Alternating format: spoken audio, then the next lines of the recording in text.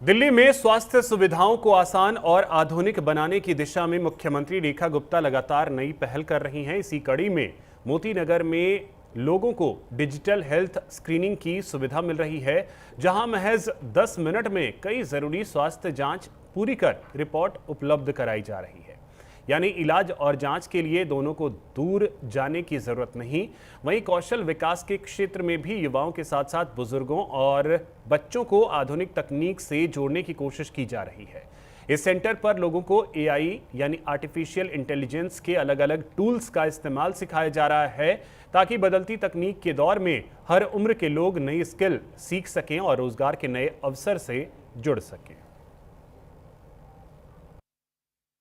दिल्ली के न्यू मोती बाग में skill centre जो है वो खोला गया है और जैसा कि आप देख सकते हैं कि यहाँ पर बड़े लेवल पे जो है बच्चे नज़र आ रहे हैं। एआई स्किल्स बच्चों को सिखाई जाएंगी हर दिन, और जैसा कि आप देख रहे हैं कि सिस्टम भी लगे हुए हैं जहाँ पर बच्चे जो हैं सिस्टम पे काम करते हुए भी नज़र आ रहे हैं। और इसके साथ ही देखिए डिजिटल स्किल्स उनमें सिखाई जाएगी, कैसे एम्प्लॉयमेंट जो है उसको लेकर आना है, और इसके साथ ही करियर सपोर्ट सिखाया जाएगा, सर्टिफिकेशन सिखाई जाएगी, इसके साथ ही हैंड ऑन यहाँ पर लर्निंग भी सिखाई जाएगी, इंडस्ट्री रिलेवेंट स्किल्स सिखाई जाएंगी।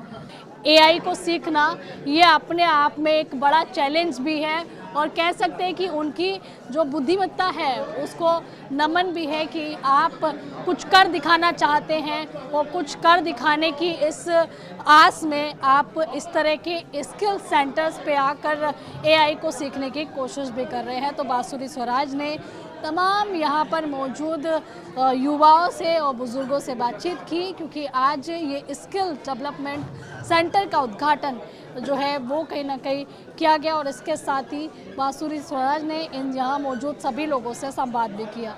कैमरा पर्सन सचिन के साथ में आंचल यादव, न्यूज़ इंडिया, दिल्ली।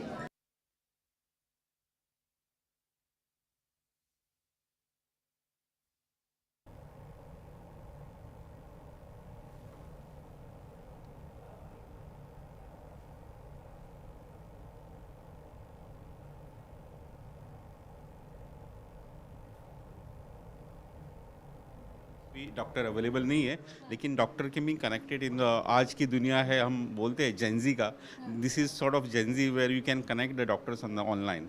सो बेसिकली तो your health at door step, that's what our vision. And सबको हमको स्वास्थ्य रखना है, और हम हर के डोर स्टेप पे जा रहे हैं। बल्कि पहले लोग आते थे हमारे पास, लेकिन हम डोर स्टेप के जाके उनको स्वास्थ्य की जो पैरामीटर्स है, वाइटल्स है, उसके ऊपर हम काम करें। वेयर विल हैव मरीज को डॉक्टर के पास जाने की ज़रूरत नहीं है, बल्कि डॉक्टर नहीं, एक तरीके से मतलब टेक्नोलॉजी का ज़माना है, तो अब ये कह सकते हैं कि आप अस्पताल तो जाइए, लेकिन अगर आपको डॉक्टर का कंसल्ट चाहिए तो आप ऑनलाइन भी ले सकते हैं। एग्जैक्टली इससे क्या होगा ना, इससे जो कनेक्टिविटी, जो गैप है बिटवीन डॉक्टर, वो बहुत ही कम हो जाएगा, और डॉक्टर को भी सुविधा होगी, बाबा इसका वाइटल्स क्या है, इसका ईसीजी क्या है, तो वो ऑनलाइन देख सकता है वहाँ पे। It is a where we are connecting a bridging a gap. हम डॉक्टर को ही चाहिए हमको, लेकिन उसका काम थोड़ा कम कीजिए होगा, और उससे हमको ब्रिजिंग होगा। This basically we are connecting the doctor. Okay. Delhi की मुख्यमंत्री सीएम रेखा गुप्ता ने आज एक हेल्थ सेंटर का भी उद्घाटन किया है, जिसमें आपकी बॉडी के जो बेसिक टेस्ट हैं उनकी जांच की जाती है। और जैसे कि यहाँ लिखा हुआ भी है कि जो बेसिक टेस्ट हैं उसमें देखिए सीबीसी भी है और एलएफटी भी है, और इसके अलावा देखिए ईएनटी भी है, और तमाम जो टेस्ट हैं वो यहाँ पर किए जाते हैं। और ये टेक्नोलॉजी का ज़माना है, तो अब आप लोग भी देख लीजिए कि इस तरह की मशीन भी आ चुकी है, जहाँ पर आपको हेल्थ चेकअप मिलेगा, कंसल्ट डॉक्टर और व्यू रिकॉर्ड्स, यानी कि मरीज के आप रिकॉर्ड्स भी देख सकते हैं। आपको किस डॉक्टर से कंसल्ट करना है, इसमें डॉक्टर्स की लिस्ट रहेगी, उस लिस्ट में आप जो डॉक्टर फ्री हैं उनसे आप कंसल्ट ले सकते हैं।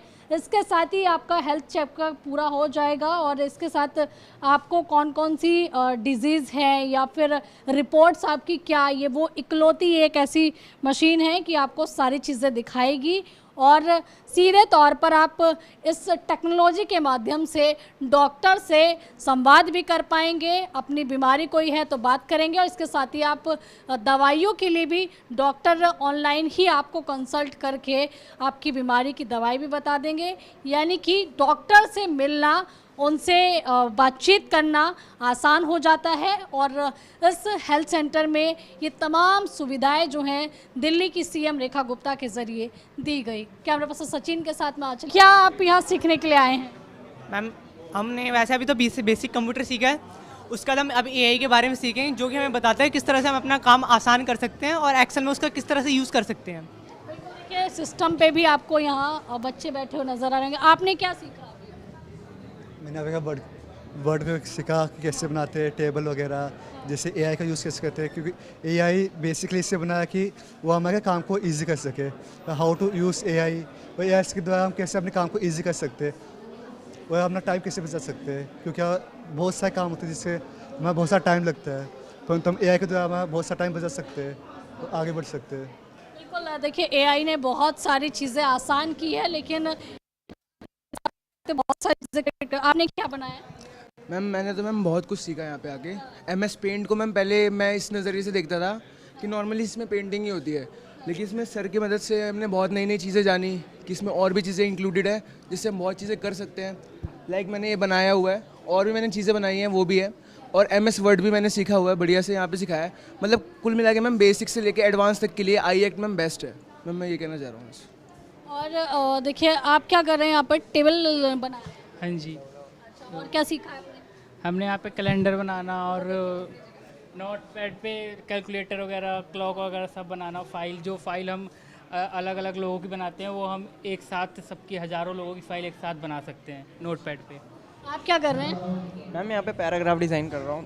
पैराग्राफ को डिज़ाइन करना, कलर करना, हेडिंग को अलग टाइप का करना और टाइटल बनाना, इस टाइप के कर सकते हैं। और मैंने यहाँ पे MS paint, MS word, word pad, note pad, बहुत सारी बेसिक कंप्यूटर नॉलेज के बारे में जाना है। आपको ये कब लालसा आई कि हमें भी एआई सीखना है, हमें भी टेक्नोलॉजी से जुड़ना है?